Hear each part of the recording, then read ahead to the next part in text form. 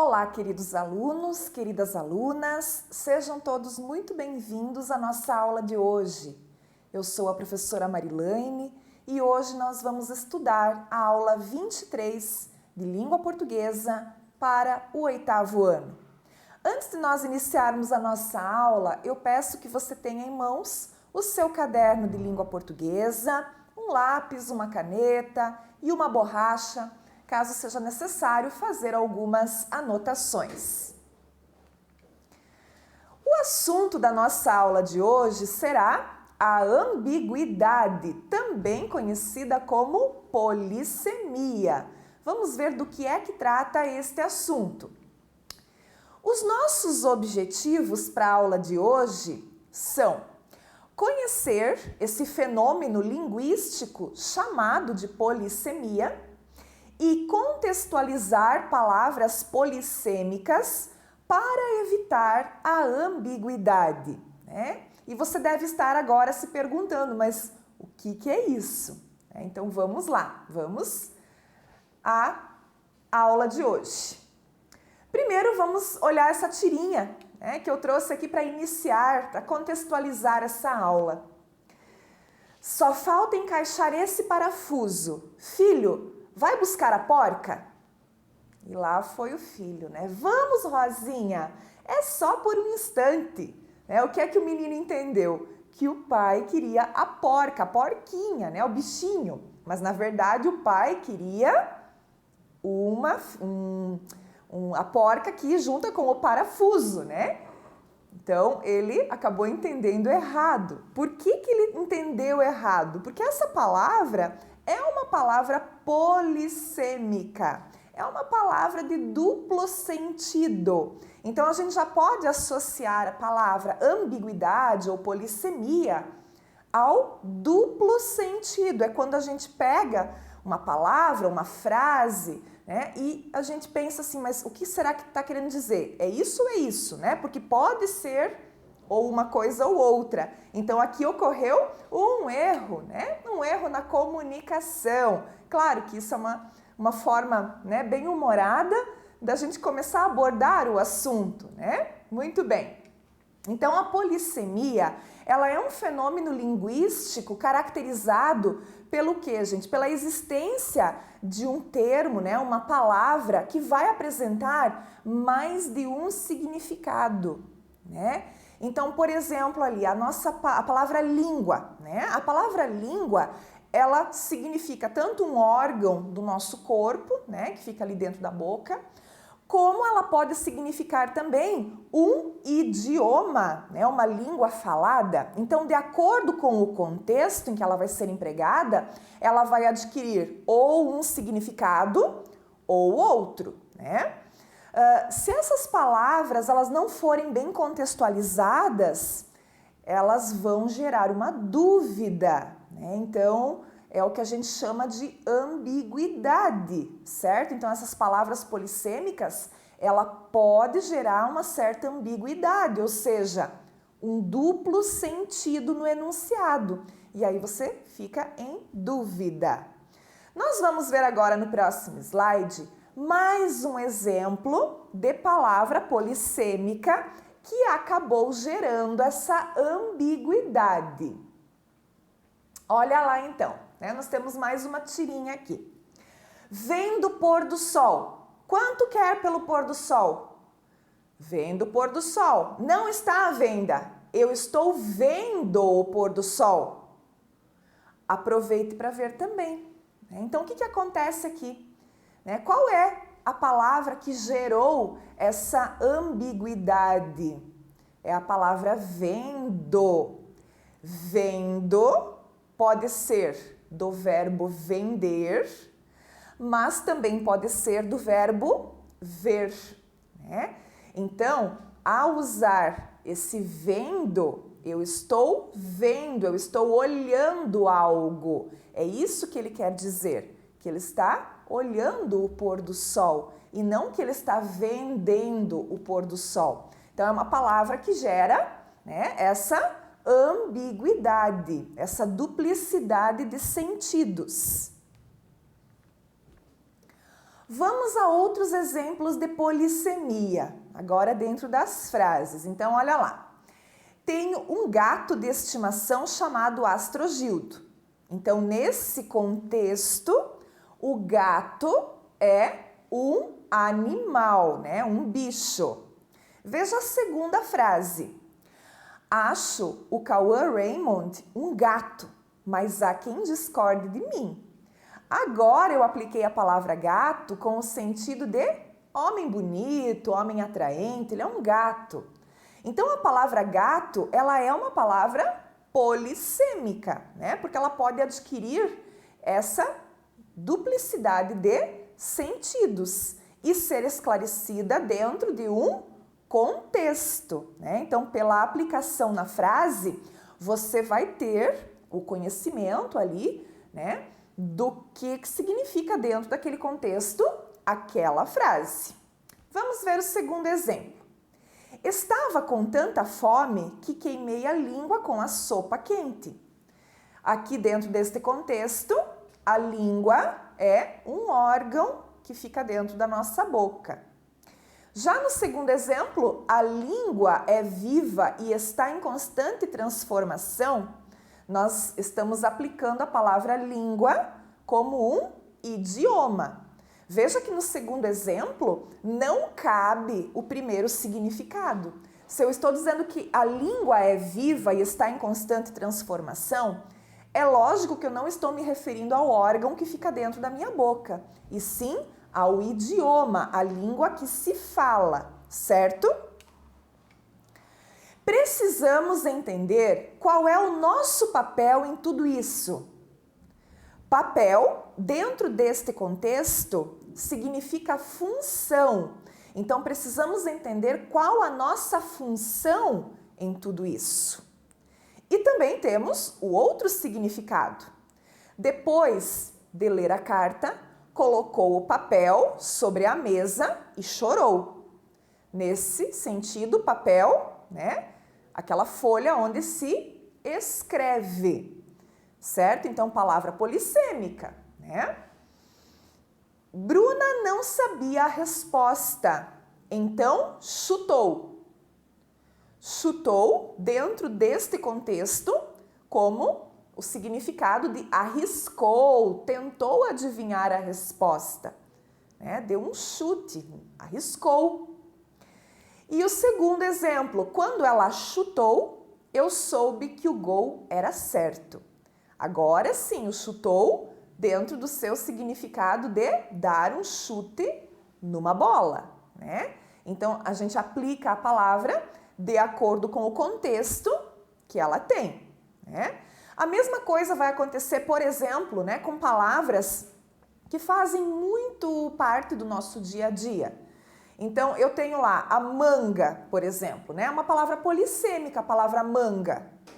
Porque eu tenho manga como fruta, né? Uma fruta chama-se manga. E eu tenho também a manga da blusa, ou a manga da camisa. Então, ela é uma palavra polissêmica. Da mesma forma, a palavra mangueira.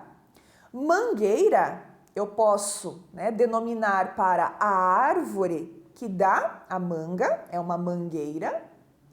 Ou ainda eu posso estar me referindo àquele utensílio que a gente usa no jardim para regar as plantas, para lavar a calçada, né, a mangueira. Então, são palavras de duplo sentido, palavras polissêmicas, certo? A ambiguidade, ela gera dúvida e também incompreensão se ela não for bem esclarecida no seu contexto, né? Isso é bem verdade. Então, nós podemos ter essa ambiguidade aí dentro de frases, inclusive. Por quê? Porque não ficou bem esclarecido. E aí a gente vai falar um pouquinho sobre isso. O que é falar uma frase que não fica bem esclarecida e que gera essa ambiguidade? Então, a ambiguidade, ela é variedade de interpretação que um discurso pode conter, né? Toda vez que eu falo que um discurso é ambíguo, É porque me permitiu uma dupla interpretação, certo? Então, ambiguidade dentro de uma frase pode ser uma dupla interpretação. Então, olha lá esse exemplo, ó. Ninguém conseguia se aproximar do porco do tio, tão bravo ele era. Gente, o que é isso, né? Será que a pessoa está xingando o tio e está dizendo que ele é um porco, né? Ou será que a pessoa está falando do porco, animal, o bicho que o tio tem lá na sua casa, né? Então, essa frase aí, ela ficou ambígua, né? Por quê? Porque ao dizer o porco do tio, eu não sei se a pessoa está xingando o tio de porco ou está se referindo ao animal do tio, né? Então, assim, essa frase, né, ela pode até ser entendida com uma certa ironia, né? Por causa da ofensa que foi feita ali, né? Existe uma ofensa subentendida, né? O porco do tio, certo? E, ao mesmo tempo, também, a pessoa pode imaginar, não, mas deve ser, né? Realmente o tio tem um animal suíno que é bravo. Então, cuidado com esse tipo de construção. Por quê? Porque vai gerar essa ambiguidade, vai gerar essa dupla interpretação e em certas situações como essa fica uma construção frasal muito feia, né? Então tomar cuidado com isso. Ambíguo é tudo aquilo que pode ter mais de um sentido. Olha só que interessante, né? Esse cartoon aqui. Veja, é muito interessante. Então tá aqui o homem, né? Lá na fonte dos desejos, jogando a moedinha. E aí ele diz assim: desejo ter um corpo que todas as mulheres desejam. O que ele quer? Ele quer ser um homem forte, né? Malhado, sarado. Então ele está pedindo isso. Mas o que é que a fonte dos desejos entendeu que ele queria? O corpo que todas as mulheres desejam é aquele corpo também sarado, né? Todo malhado, e aí acabou dando um corpo de mulher para ele, né? Por quê? Porque a frase, gente, ela ficou ambígua, então permitiu essa duplicidade interpretativa, né? O que é o corpo que todas as mulheres desejam ali nesse sentido? Seria o corpo dele. Ele pediu, né, pelo corpo dele e veio o corpo da mulher. Então, a gente acaba até em algumas situações achando graça, né, da forma como a gente coloca as frases e acaba saindo muitas vezes aí frases até bem engraçadas.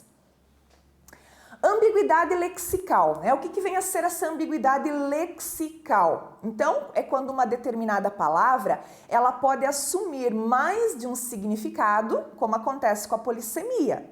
Então, olha lá o exemplo que a professora colocou aí para vocês. Pedi o prato mais caro. Eu estou me referindo a um prato, louça, porcelana, objeto, que eu quero comprar um prato novo porque os meus pratos já estão desgastados, já quebrou alguns, já não tenho mais o jogo completo, então eu quero comprar um prato, objeto? Ou eu estou falando do prato no sentido comida, né? O conteúdo do prato. E aí existe até uma relação aqui metonímica, né? Nós vamos estudar ainda a metonímia, mas existe essa relação de metonímia, né, nessa frase aqui, pedi o prato mais caro, porque o prato está representando aqui o quê? O próprio objeto ou o conteúdo desse objeto? Né? Então, a isso a gente dá o nome de ambiguidade lexical, certo? Quando eu uso uma palavra que também, né, pode gerar aqui essa polissemia. Se eu pedir o prato mais caro, mas que prato? Dentro de que contexto, certo? Então é muito importante também essa questão do contexto, como eu já venho falando aqui, né, desde ali o início da nossa aula, contextualizar a situação, contextualizar a palavra. Se eu estou lá numa loja que vende louças, né, que vende porcelana, logicamente eu estarei falando do prato objeto, certo? Pedi o prato mais caro. Então, quero renovar minha louça, pedir o prato mais caro. Agora, se eu estou num restaurante e usar a palavra pedir o prato mais caro, é porque eu estou me referindo à comida, né? Então, observar estas situações em que ocorrem, né, a ambiguidade lexical, a ambiguidade da palavra. Ambiguidade estrutural é quando a ambiguidade ela é provocada pela posição das palavras dentro de um enunciado, né, dentro de uma frase, gerando a má compreensão. Então, olhem o exemplo ali. Ana ficou chateada com minha irmã por sua casa estar desarrumada. E agora, pessoal? De quem é a casa desarrumada? A casa desarrumada é a casa da Ana ou é a casa da minha irmã? Vou repetir a frase para vocês. Ana ficou chateada com minha irmã por sua casa estar desarrumada. Não existe aqui uma clareza de quem é a casa, se a casa é da Ana ou se a casa é da minha irmã. Por quê? Porque a palavra sua, que é esse pronome possessivo, ele pode estar se referindo aqui dentro desse contexto, tanto à casa da Ana quanto à casa da minha irmã. E nesse caso, então, causando a ambiguidade. E olha só, mais uma tirinha aqui, né? Hoje está cheio de tirinhas e quadrinhos para a gente rir um pouquinho. O que você está tomando? Chuta! E olha o que acontece lá no último quadrinho, né? A pessoa levou um chute, porque ele falou chuta. Chuta, já apareceu ali anteriormente, né? Que pode ser aplicado dentro de dois contextos. Chutar no sentido de dar um golpe com o pé, né? Atingir algum objeto com o pé.